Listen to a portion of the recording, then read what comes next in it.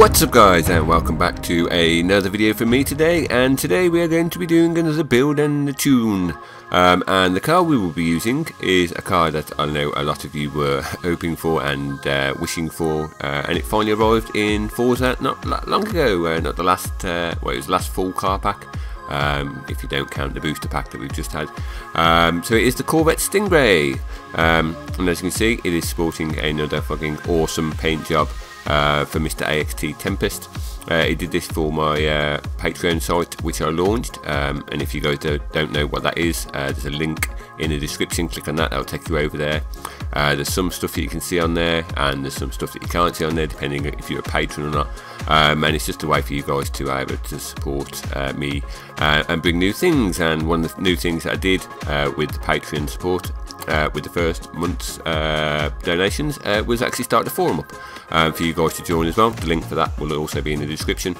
You can go on there, there's loads of stuff to check out. There's challenges, little Project Cars section, Horizon 2 section, tune section, loads of awesome stuff on there. So just go and have a look guys, and if you want to sign up for one or both of them. But yeah, this is a paint by AXT Tempest. As you can see, it is pretty damn sweet. It is on the storefront, so you can download it if you search his gamer tag, and yeah, you can spin around in it with an awesome design. But what we're going to do with this one, as we've started doing recently, is we'll have a quick overview of the upgrades to show you what we've done, and then we'll take out for a little race on track, and then I'll do a full detailed breakdown of all the build and all the tune, and then you guys can follow it and build it along with me.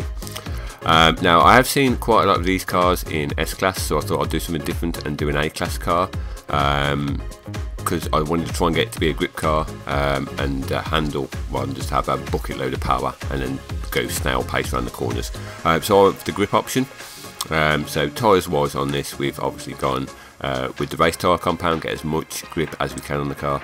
I'll just quickly show you the stats while on that screen as well. 7.358 for handling, so it's got fairly good for handling. We've got 480 odd horsepower, 480 odd torques, and weighs just under, or a fair bit under, 3,000 pounds.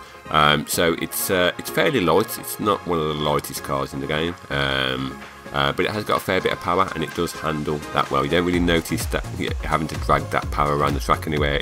The engine in it, with all that torque, does a good job. Aero wise, we've gone full race aero on this, as you probably just saw. One interesting thing that you probably notice when you do this is the transmission. Now we haven't put the race transmission in this because it does add 4 PI, so we have to sacrifice a bit of engine power if you want to put that in. But I found with this, it's got a stock 7-speed gearbox, which you keep if you use a sports transmission. Now when you pull off the line, you do get through first and second gears really fast. But what I do is soon, well, literally about a second after the race has started, I'll just put it into third, and then the tyres grip from there, and it pulls away from the line. After that, you shouldn't need to go back into first or second gear again. All the slow corners you can take in third, and it keeps the back end in check as well. But we'll see that when we take it out on track. Engine wise, I don't think we've done a fat lot of engine upgrades to this. So sort of check that now. So that's usually one of the things that I upgrade, is the exhaust. See, the cams aren't upgraded either. Trying to find something that is upgraded. Stock engine upgrade. I don't think we've actually upgraded. We may not have upgraded anything on this. So we might have 481 horsepower stock. I can't remember off the top of my head what the stock settings were. Handling wise, we've obviously gone with the best handling we've gone, so we've gone with max weight reduction. Roll cage, we've gone with the roll cage in this. You take it out, it does boost it up a little bit, so it does take about 50 pounds off, so it depends on where you want to go with that, but obviously you have to try and claw those 2 PI back if you decide to take the roll cage out. So that's a quick overview of the parts we've added. I'll just have a look at the conversions as well. I think we've got the stock engine in this. Yeah, we have. We haven't gone with the, I don't know, let's drivetrain, wrong with me. Aspiration conversion. We've gone with stock aspiration. We haven't done any of this because you can see it just puts it straight into S-Class, and that's not where we want to be. So we've left with the stock aspiration in it, and now we shall go and take it out on track. So we'll go to free play. Right then, game options. So we'll do 16 players or 15 players. We'll do one quick lap. Pick a fairly long track. We'll leave that as it is. The track we will do.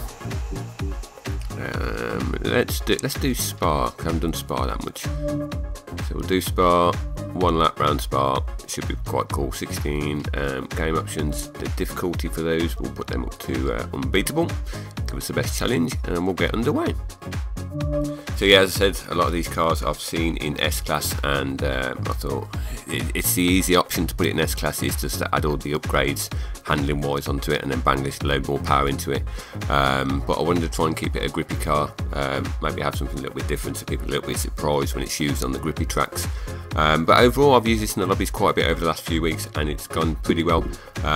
Won a fair few races with it as well, because I think it's just consistent, and it's quite easy to drive, and consistency over, I'll say a 3-lap race, it's not the longest, but a 3-lap race is, you're always going to be people that are flying off the track left, right and centre. So it may not have the max top speed down the straights, but it definitely makes up for it in the corners. And I'd rather give you guys a car you can drive as opposed to a car you just sit in and wait for it to get down the straight and then go off on the corners. Right then, let's go to track and see what damage we can do. See where we start. So we look like we're midfield. Oh, near the front. What we might actually do is just pull over a little bit, let some of these pass, and then we can have a good race with them.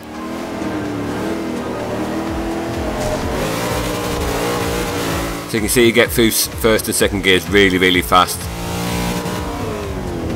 And what I'll do is I'll leave it in third round this one, and you shouldn't need to go back into first and second again, because third is pretty much the equivalent of second gear in other cars. This car has got 7 gears, like I said, so you've got that extra gear down the straights, so you don't pay a price for it at the top end. We'll try and concentrate through this bit.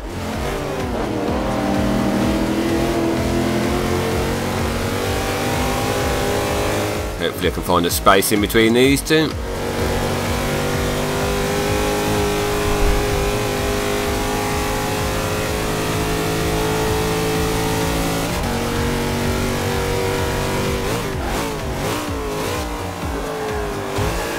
A little nudge from the driver tar, who's eager to get past. A little action by that Nissan makes my life a little bit easier as well. So up to 9th now. If I can outbrake this guy into this corner, probably not.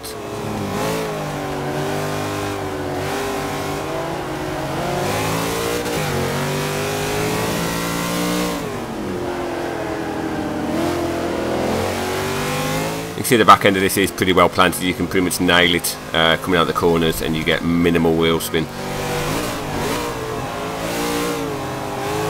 Try and keep it clean as I pass this guy.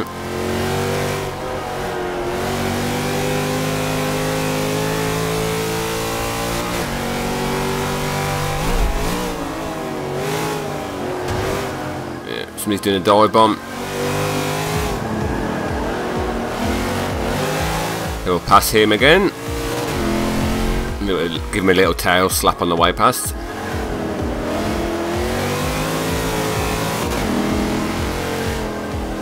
Missing the entry point for that corner. Could have gone better through there.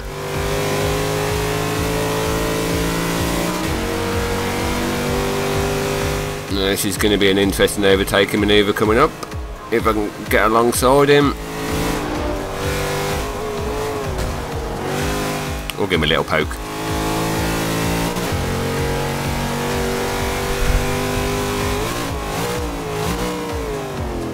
So even for this slow corner, still in third, not dropping down to second.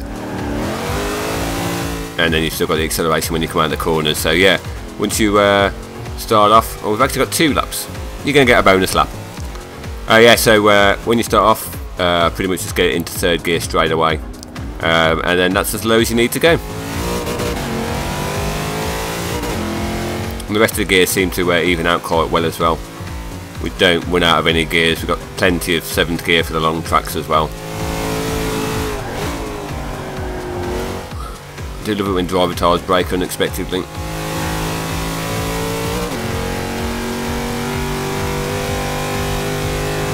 So at least we've got a bit of space between us now, so we can try and get some fast corners in, try and catch up a little bit.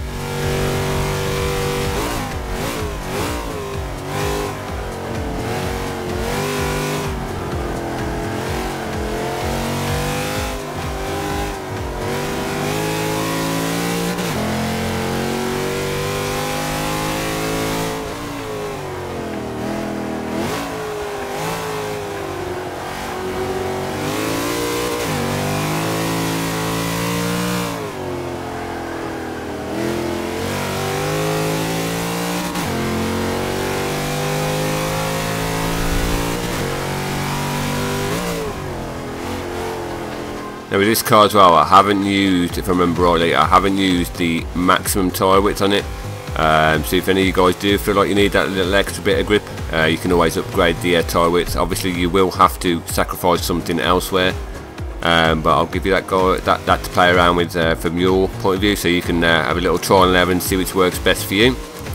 But as it's set up at the moment, I have no issues with the amount of grip this car's got. It handles really nicely. I'm trying to do this guy into this corner.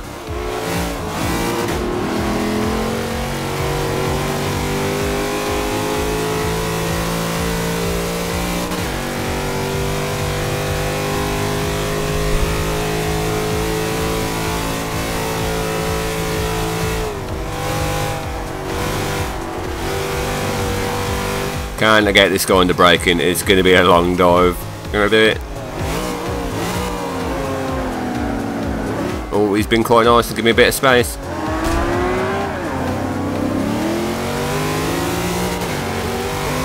And we've done him. So awesome, not too bad. 4th place after we let a lot of them past us. 2:29. I think I've done 2:28 in that on the clean lap, which I don't believe is a massively high leaderboard time.